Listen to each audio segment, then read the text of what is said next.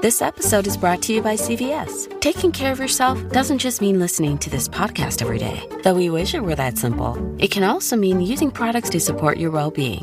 And at CVS, you'll find vitamins, supplements, and immune support products that can help keep you healthier, as well as flexible shopping and delivery options. And right now, you'll get $10 in extra bucks rewards when you spend $30 on wellness support products. It pays to be well. Head to CVS.com today or visit your local CVS store.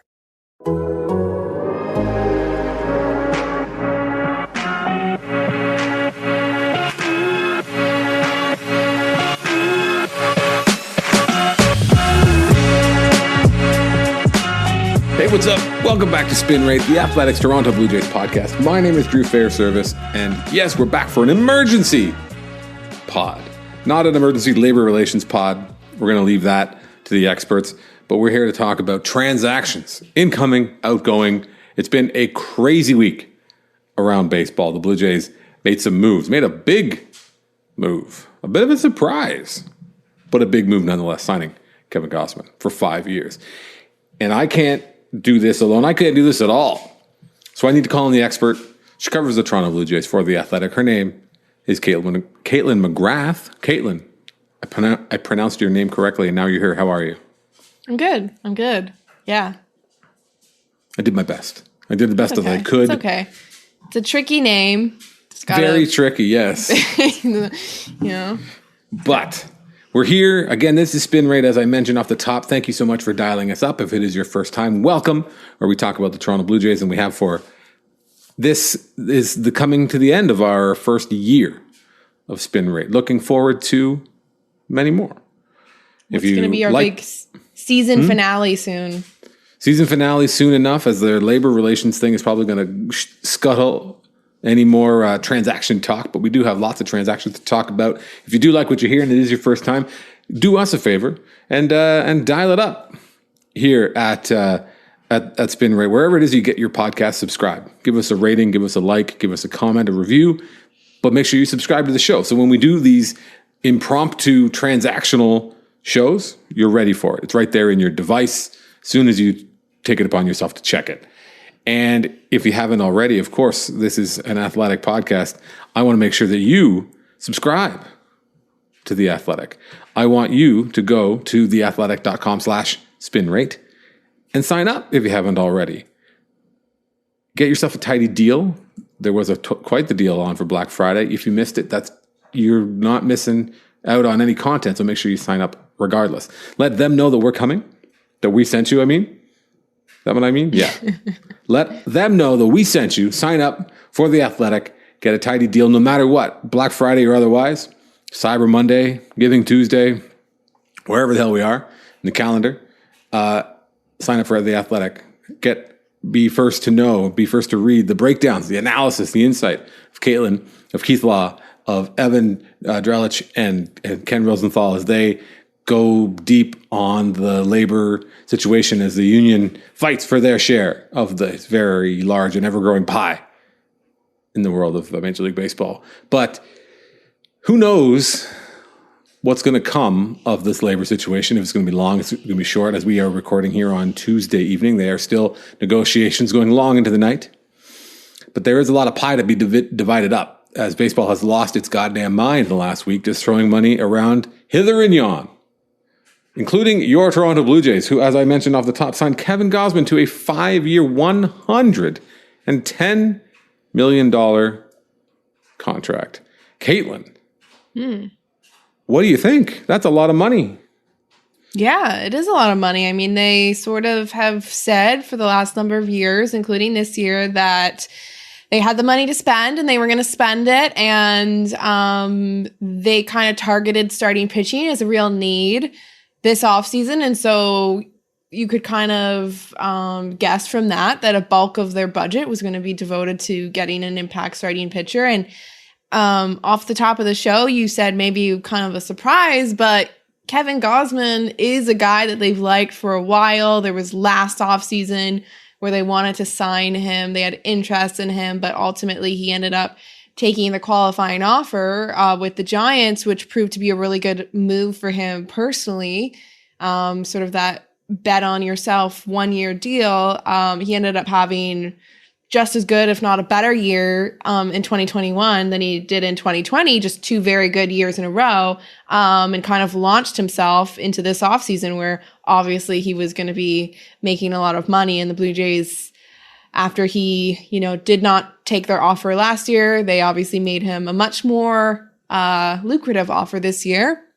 And he accepted. And so, he's a guy that they've liked. He's a kind of type of pitcher you can see why they like him, and maybe we can get into maybe the sort of pros and some cons maybe, but there's cons with every guy that you sign. There's always risk when you, sign a pitcher, but he's obviously the type they like. And so, yeah, it was maybe a little surprising because I think you've sort of illustrated this really well before, but I think it's always a little bit surprising when the Blue Jays are, a team that we see top 10 spenders in free agency and handing out one of the biggest deals that we've seen so far this offseason. Like, it's always still a little surprising that they're a team doing that, but it's kind of been a pattern, right? For the last number of years, it's first started with Hyun-Jin Ryu with $80 million, and then George Springer last offseason was $150 million. That was a record deal for the franchise, and then they followed it up this year with the Brios, $131 million,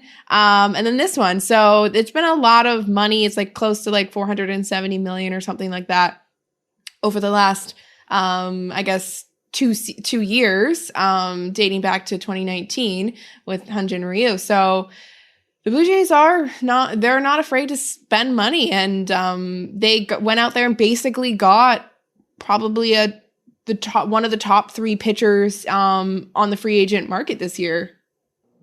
Absolutely, yeah. I know that Keith Law had him as number 2, I believe, on his board here at The Athletic. And, Kevin Gausman had a great year. Did he win the Cy Young? Well, no, he didn't, in fact, win the Cy Young. But I think that your point is one that I agree with, because you were agreeing with me in that, like, this is a bit, not uncharted territory, but it's just I'm still not used to seeing them go toe to toe and like come out on top. And then there were reports that Gausman took less to join the Blue Jays, which is really, really interesting. And again, man, we sound like just like boring old, shills, but like, you have to believe that the Blue Jays are making an impact in the league with their culture work and with the idea that this is a place that people want to play. And this is what all the kind of legwork and all the groundwork that a guy like Mark Shapiro has put in. Like this, to me, this is what that work produces in the end, is guys want to play for you. Your own guys that you develop get better. And then when you are like, hey, we got a bunch of money, it's comparable to the money that the Mets are giving to you, but I don't know if you knew this or not, us, not the Mets. And then people are like, you know what? That's a great sales pitch. I'm on my way. It's more than just we're not the Mets, though, of course. It's that we believe in what we're doing. Other players believe in what we're doing. We're showing results on the field. We're getting better. And it's not wrong to be like, well, they still finished 4th and they didn't make the playoffs. Yeah. But like anybody with eyes and anybody who has a vested interest in the future of the franchise, like a guy who's committing the next 5 years of his career to them, can see that, like, I like where they're going. I like the pieces that are here. I like these players. I like this front office. Their sales pitch to me was convincing, and it doesn't take much, a couple conversations to be like, yo, is this stuff for real? And if there's somebody that if you're Kevin Gausman and a player you played with, and again, this is the end result, or not the end result. This is the ongoing result of that kind of effort to build the face and the foundation for a successful franchise. And I don't know. I'm not going to lie. It's pretty fun to watch. It's a lot better than watching free agents walk away and guys being like, I don't want to play in Toronto, and making sure that Toronto's number 1 on every no trade list when it comes through. This is a bit of a change, and not a bad one. Yeah. I would also agree with everything you said. I feel like we're making a kind of a boring episode right now. We're just agreeing with each other, but, it's, I hope maybe we get to hear from Kevin Gausman. I don't know that we will, because it's kind of a tight timeline by the time the team gets all the, everything done with the physicals and all that kind of stuff. It takes a few days usually. And then typically they have a press conference, but obviously with the looming lockout coming Wednesday, at midnight, basically, then I don't know that we'll have time to talk to him. So we might not really hear from him until the lockout ends. So we don't necessarily know all the reasons why he wanted to come here, but I think you kind of spelled them out. Culture, obviously the Blue Jays put a lot of work, I think, into those presentations they make. Not that every team does. Like, every team is trying to sell their city and their organization, but it's obviously worked pretty well the last number of times they've done it. It worked on George Springer, and it's worked on Marcus Semien and all these other guys that have chosen to sign here. So they're obviously doing something right, presenting the city, presenting the organization. You can just see the way the Blue Jays play and who they have on their team, that they are certainly a team that you think have all the pieces to be a winning team. They were obviously very close in 2019, and most of their roster is so young, and they have a guy like Vladimir Guerrero Jr. is finishing number 2 in MVP voting, and kind of looks like he'll be a perennial MVP candidate himself. And so I think the other thing too is somewhat helpful is that, like, sometimes when a guy plays in the AL East, like Kevin Gausman did for a while with Baltimore, he's probably seen a lot of Toronto and does have a sense of the city. And so sometimes when maybe it's harder to convince guys that played in the National League their whole career and they don't know anything about Toronto, and they don't know what kind of city it is and what it would be like to live here. And, some Americans and, other players from other countries, they might just not have any experience being in Canada, being in Toronto. And I know, like, sometimes when you do these, like, player surveys or, like, random anonymous surveys and ask players all these questions, like, I don't know that it's the favorite road city, because there's pretty good road cities, like players like going to New York and stuff like that, but Toronto does pop up every now and then as sort of an underrated city that players like going to, and so sometimes I think it's helpful when a player is familiar with the city, and Kevin Gausman probably is from the 5 or 6 seasons he played with the Baltimore Orioles. He would have pretty well known the stadium, the city, and everything like that. We'll be right back with more Spin Rate, but first, check this out. Let me ask you a question then. Okay. And I think that this is maybe not the difference. This is, I think, the thing that's key to watch, or key to think about. Why Gausman and not Robbie Ray? If you had to guess, why did they sign Gausman and not Ray?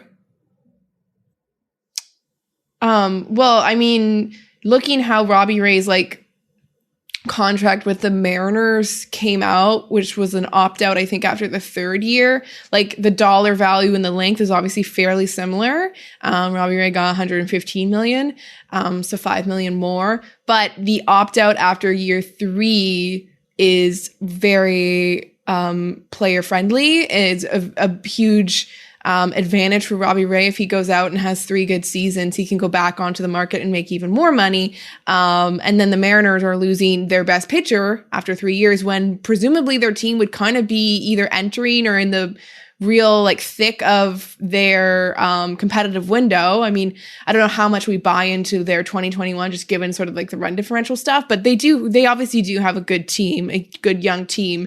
And so you would presume that in 3 years' time, they're right in the thick of competing. And so if that was something that Robbie Ray really wanted, and obviously his agent was able to get it for him. So if that was something that the Blue Jays did not want to give, and I don't, they're not opposed to opt-outs necessarily. I think Barrios got one in his contract, but quite a bit later. And so obviously Kevin Gausman did not get an opt-out. I don't know that he didn't ask for one, or he asked for one and the Blue Jays didn't give him one, or whatever, how it unfolded. But obviously the contract is such that he's signed for 5 years guaranteed. That's a lot safer for the Blue Jays. And so I think if you look at the pitcher types, they're kind of not similar pitchers in the sense that they kind of operate differently. Like, Robbie Ray's obviously more reliant on his fastball velocity and the slider and working off that, whereas Kevin Gausman's, it's basically the splitter, does a lot of work for him, and then he works the fastball off of that. They're both 2-pitch pitchers primarily, and they have other ones that they can work in. They're both kind of, more recently for Kevin Gausman, but always for Robbie Ray, they're big strikeout guys. Like, they get a lot of swing and miss, and so that's something. I think the difference, and maybe you can add to this, because it seems like you've kind of been looking at some numbers or something, but I think something, Robbie Ray's a little bit younger, but not much younger, I think. But one thing is like, maybe you feel a little safer with Kevin Gausman because he's not so reliant on the fastball velocity. His kind of best pitch is the splitter, an off-speed pitch. It's like, it's not so much looking for that velocity. Whereas Robbie Ray, as much as he, doesn't necessarily show any declines right now in that velocity, but it's always a riskier betting on a guy that purely relies on velocity. And also Robbie Ray's success was so linked to his improved command, which was great this year, but you have to look at the track record and maybe you have to wonder a little bit. So maybe those are some reasons. I would think it would come down to more so the money in the contract as opposed to the type of pitcher, though. But the Blue Jays obviously feel fairly safe that Kevin Gausman can kind of really easily slip into the spot that Robbie Ray had. And I think will kind of deliver similar results if you kind of look at how they match up and what they do well. Well said. I think that one thing I would say that I don't disagree. I think Kevin Gausman obviously, still needs velocity. Not quite as dependent on it as Robbie Ray, especially as a guy who has not ever struggled with the walks as bad as Robbie Ray did for so long. But I think the thing with Gausman is he's got to be able to throw his fastball up in the zone past people in order to make his splitter work down, right? Yeah, so if his fastball is not a weapon up, he's in trouble. But I think that the advantage of a splitter is the splitter is a pitch that has a lot more neutral platoon splits. So it's not, it's a weapon against lefties and righties. Right. I think it's probably a bit of a better weapon against lefties. It really gives him something that's going away from the barrel and can miss a lot of bats with it. But it is interesting because they do have that similarity of being kind of two pitch pitchers. And even though, Gausman has thrown his third pitch through it a lot more than Robbie Ray, but it's definitely just something to kind of get guys off his splitter, which again, he is a two pitch pitcher. And I think that some of the stuff I was reading, it was just about how much he's been, was unlocked when he went to San Francisco in particular, where they just said like, go nuts. Like if that's what you're going to do, if you're going to throw, be a two pitch guy. If you're going to throw your splitter all the time, throw your splitter all the time. And not only does he not walking, is the walks aren't the same threat as they had been with Robbie Ray, but also the home runs are not the same kind of threat as we saw with Robbie Ray, who in fact gave up a lot of home runs. He's off to a place where that probably won't be as much of a problem anymore. But I don't know, it's really exciting. The one thing I don't know if it was even a joke, but like, talking about how much Kevin Gausman likes playing in Toronto. He hold batters in Toronto, took him to town to the tune of a 824 OPS, which is pretty high. But his overall numbers in Toronto are not bad. That was the old Kevin Gausman. Exactly. The Blue Jays are getting the new Kevin Gausman. He's pitched 9 times or 15 times at the Rogers Center, only allowed 8 home runs. So that's not bad. I'll take that. But yeah, it's a good signing. It's a guy that obviously it's a good signing. It's a signing. Who would ever sneeze at this? You just hope that he can get, obviously the concern is health, as it is with any pitcher. And just the ability to make his stuff work, but I think it's a nice complement as well in the Blue Jays rotation because with Gausman, with Hyunjin Ryu, with Jose Barrios, Alek Manoah, and then whoever else, Nate Pearson plus whatever it's going to take them to get through the season. That's a pretty good assortment of starters with still lots of time to go in the offseason. Yeah, no, it's and it's the way it's shaping up. It's like that's their rotation for at least, I mean, the 4 of the guys you named would be signed, I think, through 2026. Barrios, Manoah, Pearson will be around until then. And then obviously Kevin Gausman, and then Hyunjin Ryu obviously would be leaving. I guess 2 more years. Does he have 2 more years?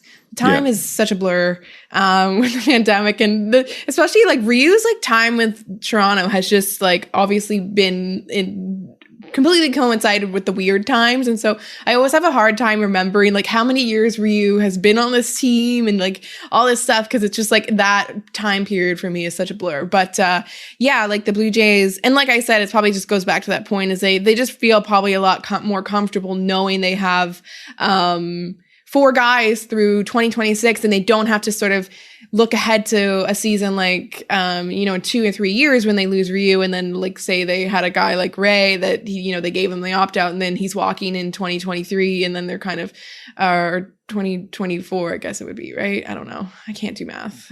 But yeah, so it's a good signing for the Blue Jays. I think they're probably happy with it, obviously. And it seemed like they kind of struck at the right time also. Like everything was sort of starting to happen. And it did seem like there was a swell of definitely starting pitchers, but then it kind of carried over to position players as well, kind of wanting to sign, obviously. And, I think sometimes with free agency, like maybe we can get into this later, but when Steve Cohen, tweeted about obviously the Steven Matz situation where they thought that they were going to get a last chance with Steven Matz, or they thought that they could make it work or whatever it is. It's like, I think and then some subsequent people were tweeting about it.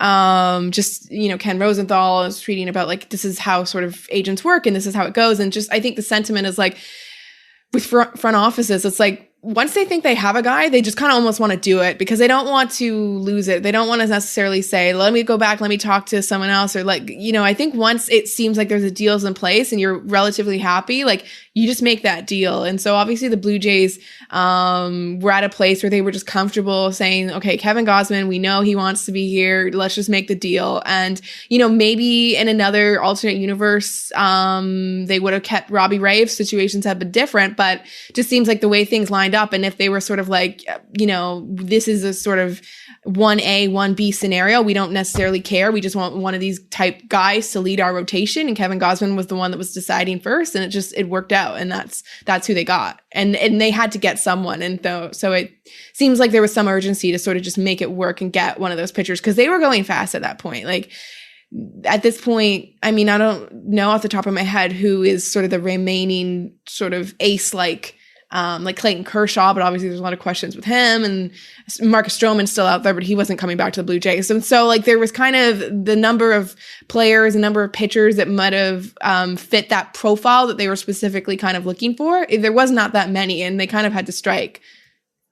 Yeah, and I like that they went for a guy who's not as much of like a project like John Gray, right? Where there's not as much doubt, and I think that there's something to be said for this sort of like planned obsolescence model that they're working with, where they're the last 2 years of Ryu will be declined, but so they've got somebody in at his peak, so that as Ryu's on his way out, then you got hopefully to get some more good and productive years from Gausman, and then as he slides away, you still got Manoah in his ascendancy, you still got Barrios, Pearson. and then you've got your lottery ticket with Pearson, which sure. No one knows what's going to come from Pearson, but there's a lot of hope around him, of course, though. It does feel like there's like there's like tiers to their rotation. And like Mark Shapiro like talked about that. And I don't know that he's talked about this a lot before, but he did talk about it a lot in his most recent time he talked to us. And it was interesting, like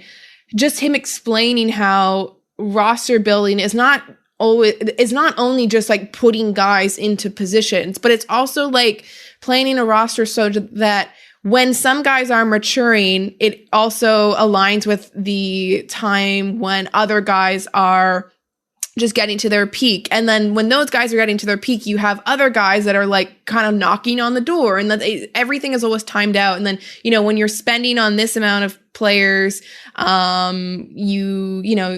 all kind of like comes together. It's like a puzzle. It's like building this whole puzzle with intricate different pieces and prices and all this kind of stuff. But it does feel like now that you're seeing how they're building the roster, you can kind of see almost the timelines like within the guys and then within the roster. Like you can kind of see, okay, these are the peak years when you're going to like see this guy move to a lesser role in the rotation and this guy's going to take over and all that. You can kind of see how it would all come together and mature along.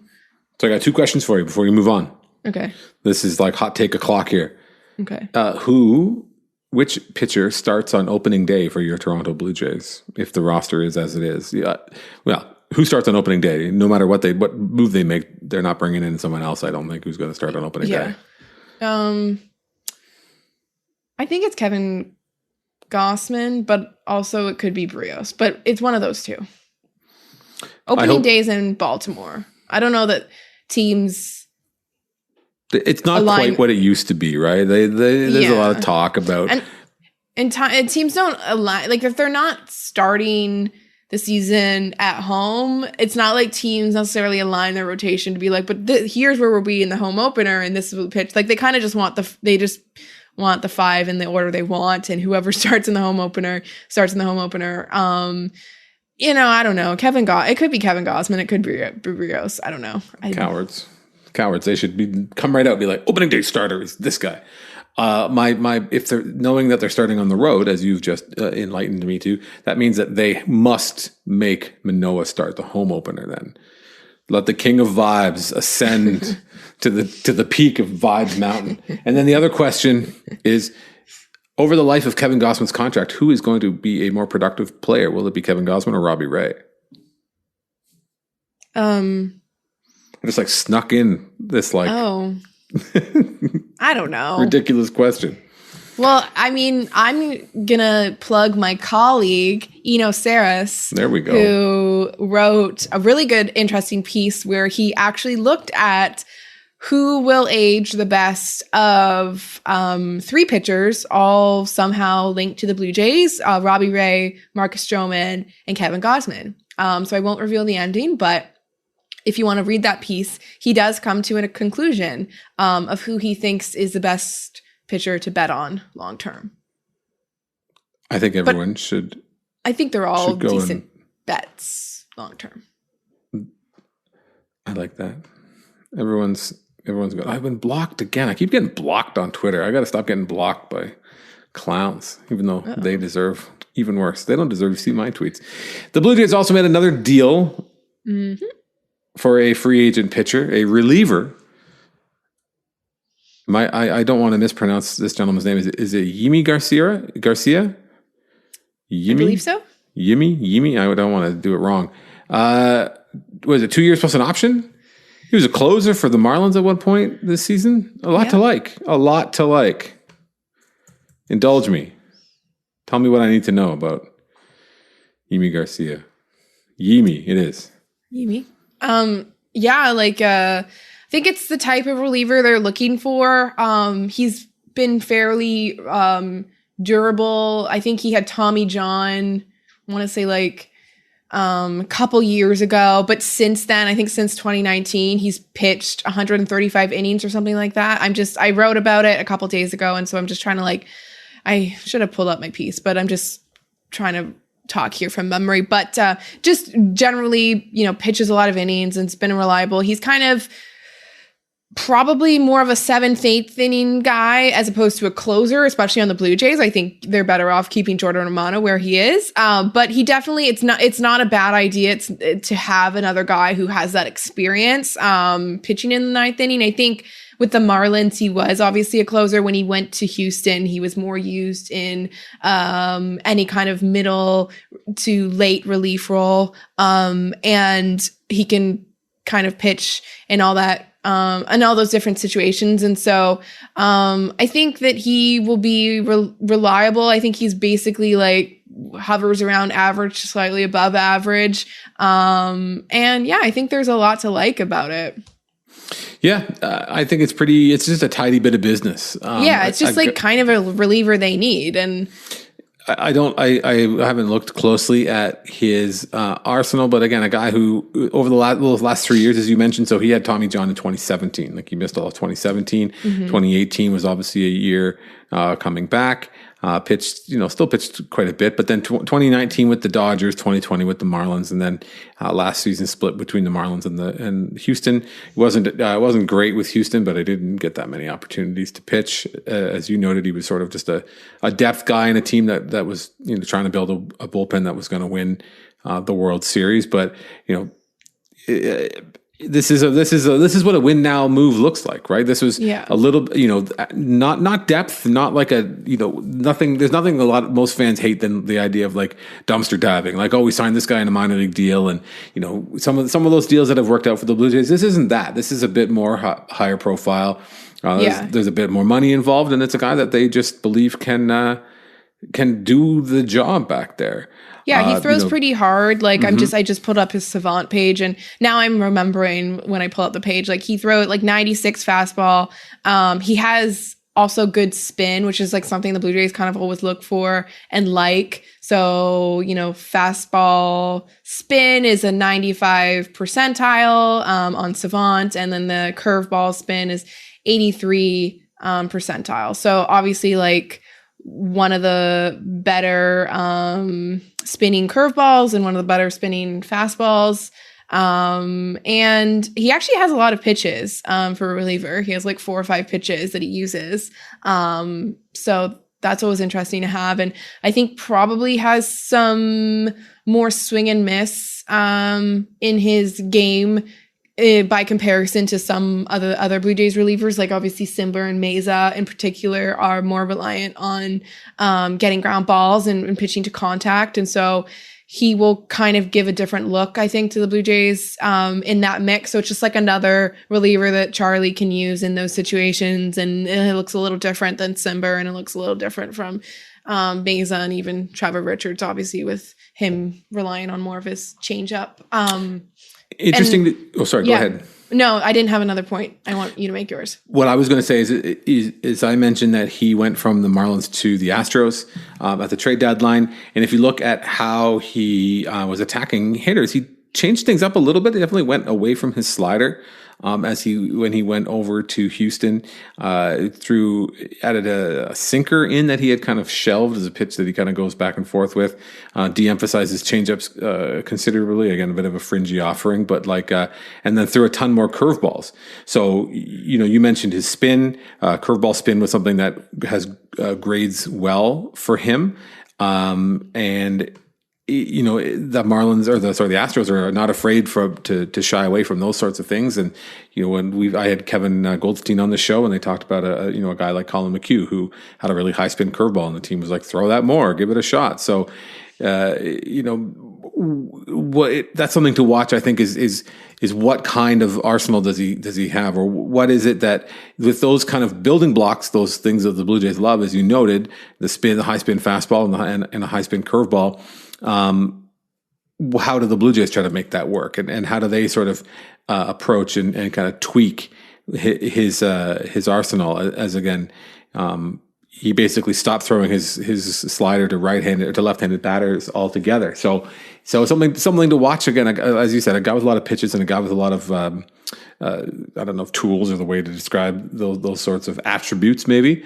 So lots for the Blue Jays for Pete Walker and Matt Bushman and the team to really work with, as they look to find a role for a guy as that the back of the bullpen is looking pretty solid, pretty interesting, and again, I think you can't. There's always a lot of volatility in any reliever. So the more depth you can build, the more things that you can add to kind of weather that stuff. If Adam Simber, gets found out as a guy who throws 83 miles an hour next year, maybe you can move him down. And if Yimi Garcia has a lot more to offer, you're the Blue Jays, you're probably feeling like you're in a pretty good spot. Yeah. One thing you mentioned just those sort of non-sexy minor league deals, but one minor league deal that caught a lot of people's attention this week obviously was one that I think some of us maybe could see coming was Blue Jays are bringing back David Phelps on a minor league deal. And presumably this would be a situation where, you sign a guy that you like to a minor league deal, you invite him to spring training, but he's definitely looked at as a very real candidate to make the team so long as he's completely healthy. And I think that's kind of what we saw last year. I believe with Tim Meza, I think he was signed to like a minor league deal or a situation like it was like that. And then he really had a great camp and emerged as they had a great year. He had a great year, of course, but it's all started with a great camp. Absolutely. And so I think that would be the situation with David Phelps is that if he goes out there and has a good camp, looks to be healthy, and is, throwing like he normally throws, I would say he's a good bet to make the team, which would be just another guy that just gives them that continued depth for anywhere between the 6th and 8th inning. He's also a little different arm too. Like he tends to throw a lot of fastballs and just throws them in the zone basically. And he was really good for them last year. And I think one thing that I've mentioned before when someone asked me about the potential for him coming back is that one thing that maybe you can kind of like about it or maybe feel cautiously optimistic about was that his season-ending injury was a lat strain, or it was a severe lat strain that was needed surgery, but it wasn't to do with his arm, right? Like it wasn't elbow, shoulder, anything like that necessarily. So you're hopeful maybe. No, I agree. I agree. And that is the right perspective to have on it. But it's also a little bit sick in the way that we think about these things. Like shoulders are kind of like DEFCON 5 and elbows are like DEFCON 3. And this guy, I don't know exactly what the nature of his injury, but it's like, oh yeah, all he did was like detach the muscle straight from his rib cage. Fine. He's good to go. He'll be okay. He'll be fine. Put some ice on it. We got ice. More Spin Rate coming up right after these words from our sponsors. Now let's set aside the rosteratory section of the show for now. Let's move on. We talked a little bit about Robbie Ray. He got 5 years and $15 million from the Seattle Mariners, a team that you falsely described as up and coming, when in fact they're trash. But I think actually when we talked about this, I just want to make a point and prove that we know what we're talking about.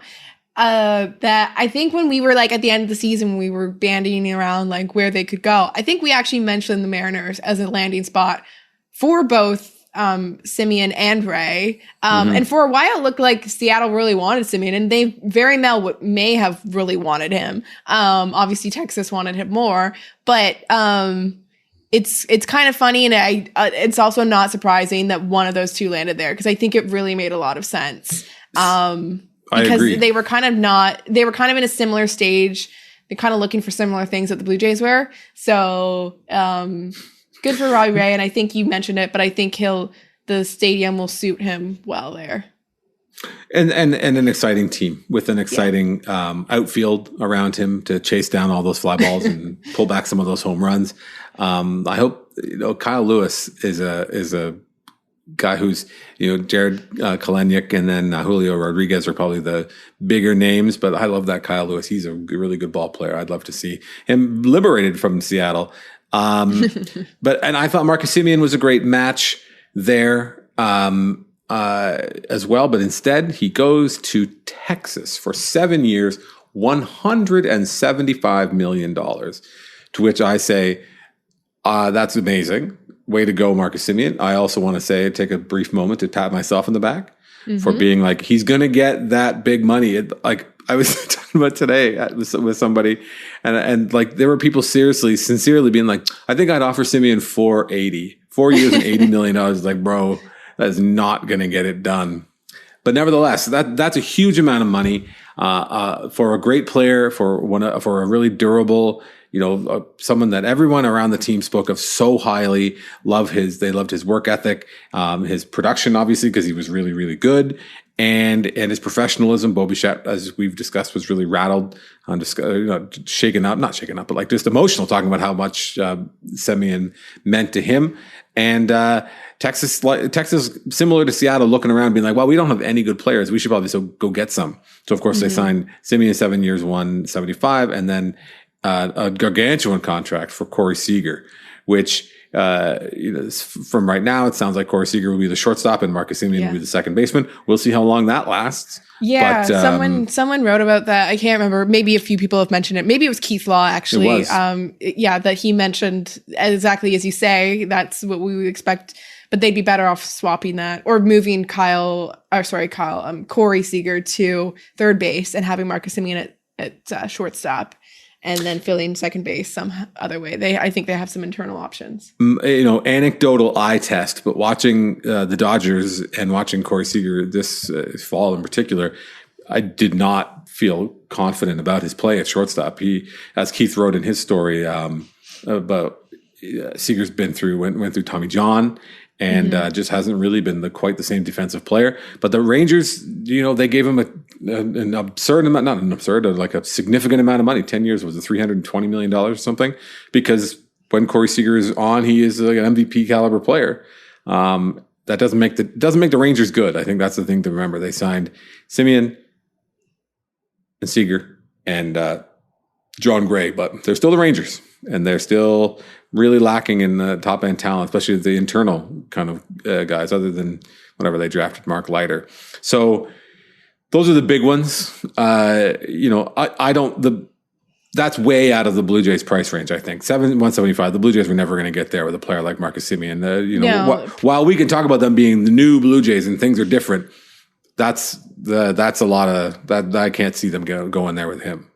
No, I think the key point is with him, and I don't mean that in any disrespectful way to Marcus Semien. Like, it doesn't work for their roster construction. It doesn't work for their current priorities and how they envision their club in 3 or 4 years. Like, they need to reserve money for a big contract for Vladimir Guerrero Jr. and Bo Bichette. Like, that huge shortstop contract needs to be offered to Bo Bichette, and they need to have the room for if and when he accepts it. So they can't, 480 for Marcus Semien, they would have signed that if he would have taken it, and that would have worked in their budget, but that wasn't going to happen. And so it just, as much as they would have loved to keep him, I just don't think the stars were ever aligned. The time, it's kind of the opposite of last year. Last year, the Blue Jays and Marcus Semien were both in the right place at the right time, and they found a great deal, and it worked. It's unfortunate that the team fell short, because I think when you look at losing, Semien and Ray, in particular, will be, two of the greatest ever kind of like one-hit wonder type players. Well, I mean, Robbie Ray's a little bit more than 1 year, but obviously this 1 year was special for him. To go down in history, like they will be, two of the most memorable, great 1 year only Blue Jays. And so it's unfortunate that the stars didn't align in terms of the team going deeper, because I think they obviously had the talent for a playoff run, and all that. And so, yeah, in a perfect world, the Blue Jays probably would have wanted to keep the gang together, but it's just not how it works. And there was other teams that were going to be willing to pay Marcus Semien a lot of money. And I think it's not even so much the money thing, although 175 would have priced them out, but it's just the term as well. Like, paying Marcus Semien 7 years till he's 37, just knowing how much the Blue Jays are going to have to be devoting to their payroll in 2023 and 2024 and 2025, when Vlad and Bo start to get expensive, and even you're talking about Teoscar needing to see if he's going to stick around, and even other players as well. And so it just was not going to happen. But as you say, and I agree with you, good for Marcus Semien. He deserves it. It's a great, it's a great thing to see, I think, when a player, takes those 1 year deals, and it really works out, and they bet on themselves, and they make a lot of money, as they should. And it's, Marcus Semien will probably go down as, one of the nicest, greatest players that I covered. Just, I would agree with everyone that praises him. He was great to deal with. He was great to watch. And it was definitely a fun year. But I think the Blue Jays, have a lot to look forward to, even without those players. But it's the way the game played, right? Like this was the whole deal. If you could make it work, if you're the Blue Jays with Marcus Semien, I'm sure they would have loved to do it. My sense is that the Pillow contract, 1 year, $18 million, was just too good to pass up, and they knew what they knew about him. And then after having him around for a year, I can only imagine that increased the interest that they would have had in having him be a Blue Jay for a long time.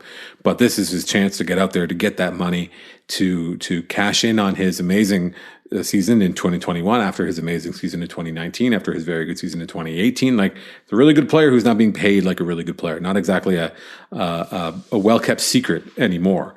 I do think that he's below He's below like the Kawhi tier of like one and done Toronto sports legends. Yeah, of course. I would also say that he's definitely going to be below the David Price tier of like one and done, half and done Blue Jays legends. Yeah, I think because he doesn't have any playoff experience or any playoff games to show. I think the pandemic affected that. Marcus Semien is also like a pretty quiet guy. Like he's quiet. He's unassuming. I think we will think more often, or maybe not more fondly, more regularly about Robbie Ray. And then I'm doing hand tears on camera that Caitlin can see, but no one who's listening can see. I think he's going to be below Robbie Ray because it's a bit more quiet, because it's a bit more like it's the kind of thing where you'll be on Baseball Reference like 5 years from now and you'll be like, wow, man, Marcus Semien had fucking 45 home runs. Like that's the kind of for the Blue Jays. Remember he played for the Blue Jays? Yeah, that's crazy. But shout out to those two guys. Steven Matz. Did we talk about Steven Matz? Did we talk about this? No, we didn't. No, this is... I don't think so, because I think... No, we didn't. Last time we recorded. Yeah, I talked about it on the radio a little bit. Steven Matz, 4 years, $44 million, which is, again, I think a bit more about the question of term. It's definitely in line with the kind of spitballing that we did on our show. The J Happ 2016 deal sort of serving as a bit of a blueprint of 3 years and 36. I think realistically 4 years and $44 million for Steven Matz is fine. I don't have any problem with it. The thing that I said, and I was, we were talking about this. The Cardinals are no fools, right? The Cardinals are not the Rockies who are just sort of groping around in the dark. Yeah. Like, if they believe that Steven Matz projects to be his health and his velocity and all those sorts of things, and the changes that he made midseason are the kind of thing that can help him to remain productive for 3 of those 4 years, or 2.5 of those 4 years. I don't want to appeal to authority, but it's like there's something there, right? And it's not a gross overpay, and 4 years isn't crazy unless you think he's a health risk, which I don't. Any other than the fact that he's a pitcher, I don't know how you would run around and say that he's a bigger health risk than anybody else out there. And he only has to be, if he's league average for even 2 years, that deal pays for itself in my mind. So shout out to Steven Matz. Yeah. Again, if you're the Blue Jays, you'd rather invest that roster spot and that money in Kevin Gausman and some other guys with higher ceilings. But I don't know. And just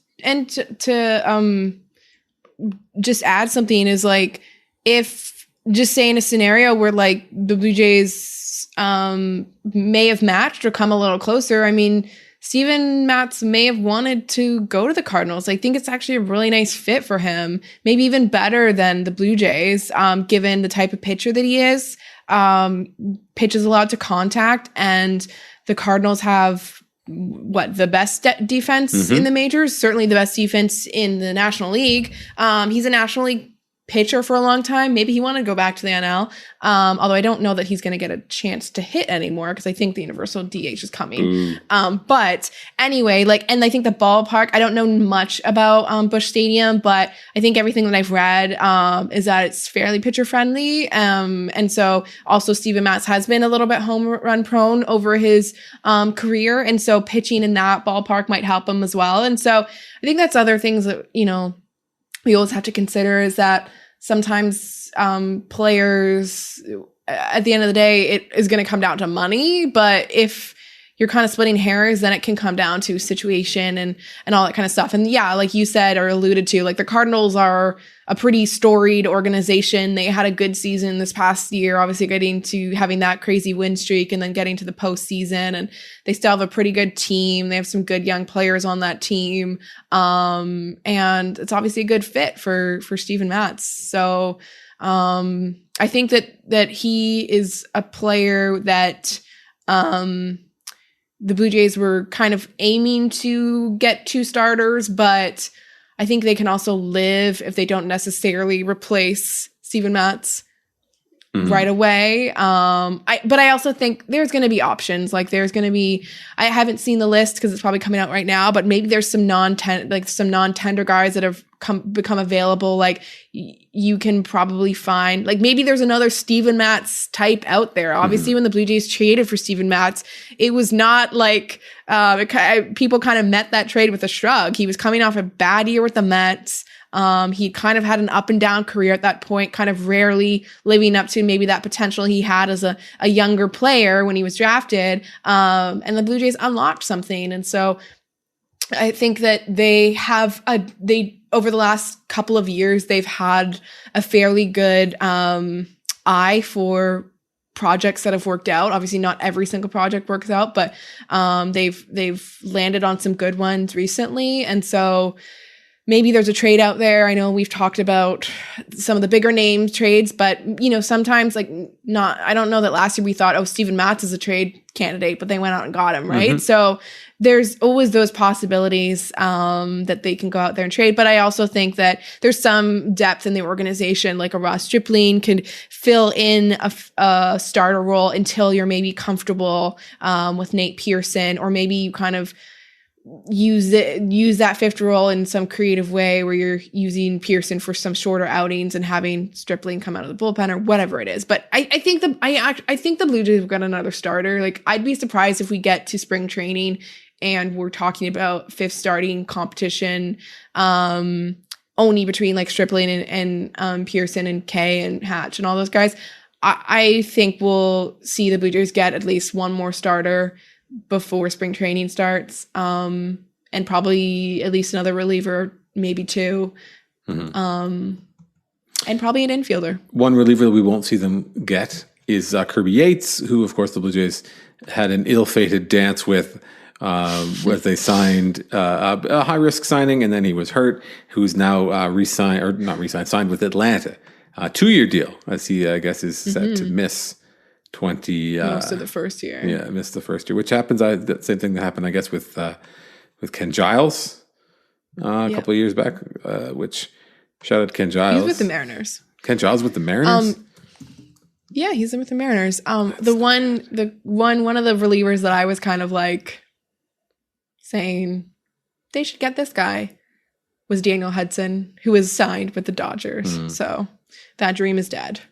I liked Daniel Hudson when he was around in 2019. It was funny. The 2019 season was such a weird season to cover. And I remember like kind of waking up one day or getting to the work one day or whatever and realizing like Daniel Hudson's having a really good year. Like, I'm going to do a story on this guy today. Just like go over, talk to him. Just a lovely guy. Like, such a great, nice man to talk to. He has a great story that Ken Passon wrote about in his book, Jeff. The Arm.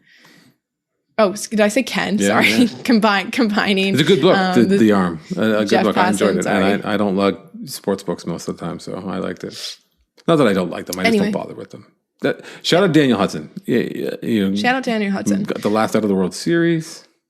Yeah. But there's still a lot of relievers out there. Tons of relievers out there that the Blue Jays will have their pick to get a guy that can throw some strikes. And just like the bet on yourself sort of mantra that we've heard, of course, started with Fred VanVleet, and then, sort of Marcus Semien and Robbie Ray, their pillow deals sort of speak to that.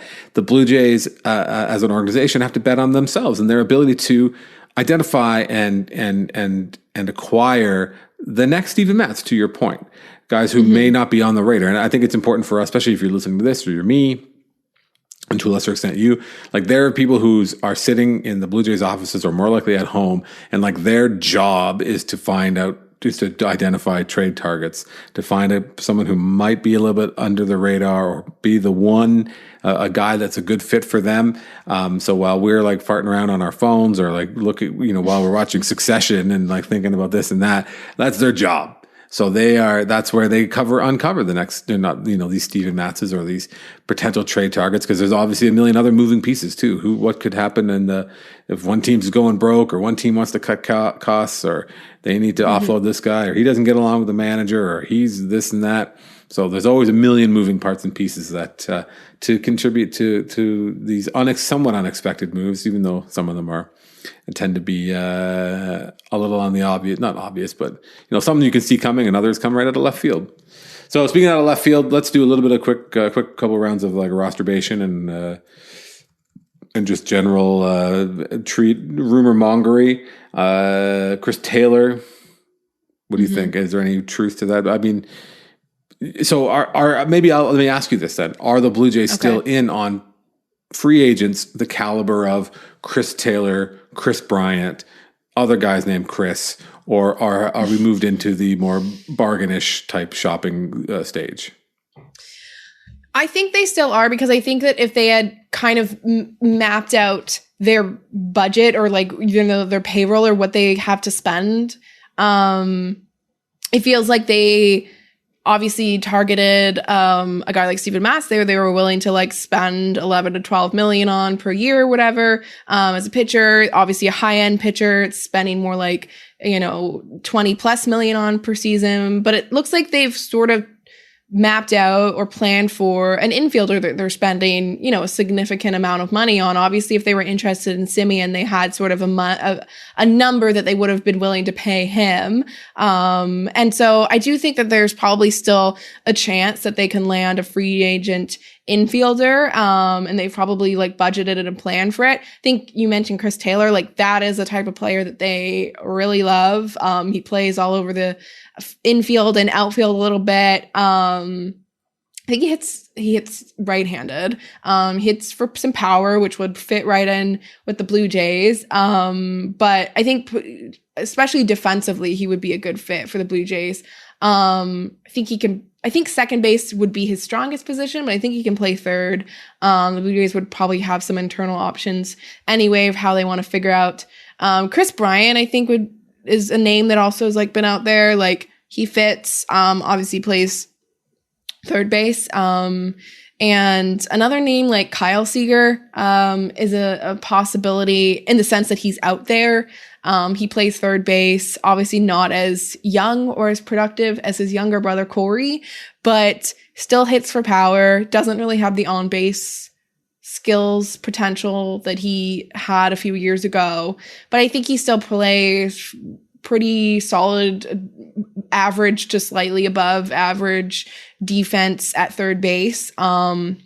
So he wouldn't really warrant a long-term contract, obviously, but he could potentially be somewhat of a fit. If the Blue Jays were looking there, there's trade possibilities as well, with the infield. So I think that would probably be kind of, I don't know, hard to say, like where all these priorities are. I still think getting another starter is a fairly big priority. I think the infield is also a fairly big priority. And then I think they can return back to relievers a little bit later, because those tend to kind of continue on very late into the offseason. We don't even know when the offseason is going to continue. True. Like there could be a real mad scramble in February where teams are just trying to get everything done.